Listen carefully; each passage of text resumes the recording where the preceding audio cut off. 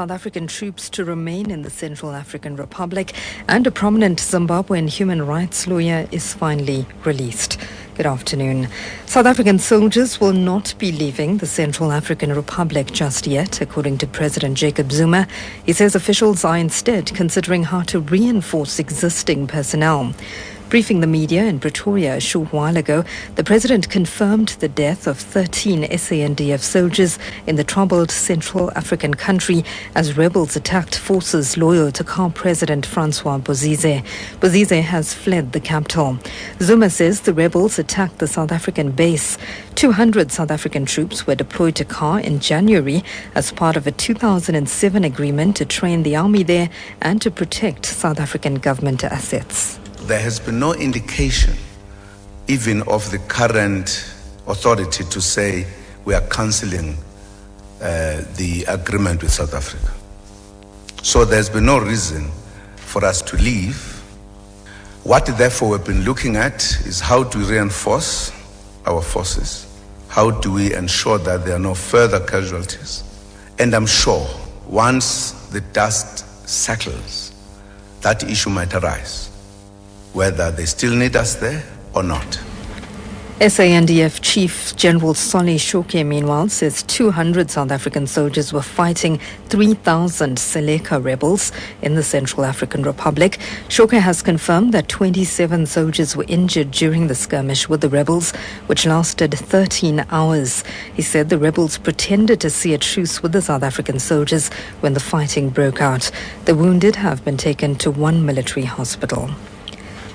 The traditional healer believed to have supplied the Marikana miners with muti has been murdered at his home in the Eastern Cape. The man allegedly told them the muti would make them invincible on the days leading up to the August 16th tragedy at the Lonmin Platinum Mine. He was killed just outside his home in the Eastern Cape. It's believed the traditional healer drove to Bizana from Durban, where he'd visited family, after receiving a call from potential clients who wanted to meet him.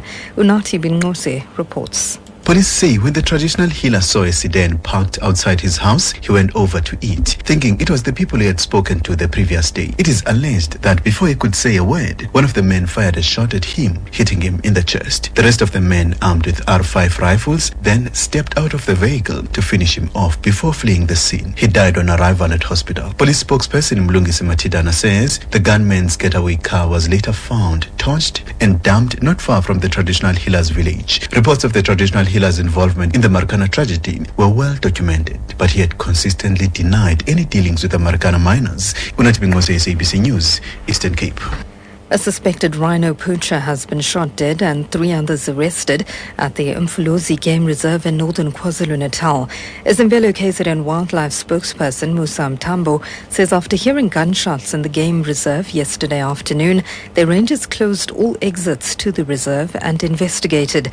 He says they confronted 2 heavily armed men who took aim at the rangers. Mtambo says one suspected poacher was shot while another fled.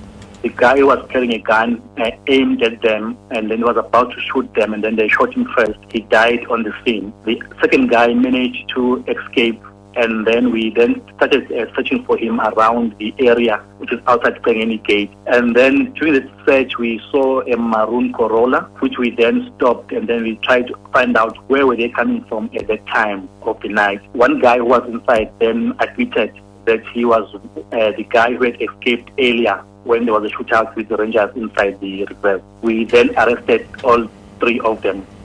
Serial escapee Bongani Moyo has been sentenced to 62 years imprisonment and his accomplice Kumbulani Sabanda to an effective 55 years in prison. The judge said the sentence meted out should serve as an example to would-be offenders. Moyo and Sabanda pleaded guilty to 6 robberies and were subsequently found guilty on 15 charges ranging from racketeering to robbery with aggravating circumstances and escaping from custody. A Zimbabwean court has released prominent human rights lawyer Beatrice Mthethwa on bail, overturning an earlier ruling by a magistrate's court. Mthethwa was ordered to pay 4,500 rand bail and not to interfere with witnesses. High Court Judge Joseph Musakwa said Mthethwa should not have been denied bail in the first place. She's been behind bars for over 2 weeks. Mthethwa was charged with obstructing justice for demanding a search warrant during a raid on Prime Minister Mogun Tsvangirai's advisor's home. Police ignored an earlier High Court ruling to release her. Mthethwa's lawyer, Harrison Nkomo.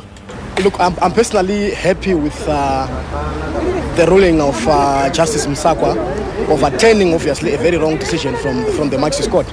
But I must emphasize that this thing was not necessary.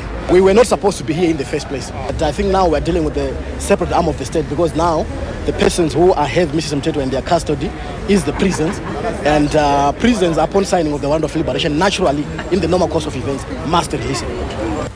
A recap of your top story this hour. South African soldiers will not be leaving the Central African Republic just yet. President Jacob Zuma says officials are instead considering how to reinforce existing personnel.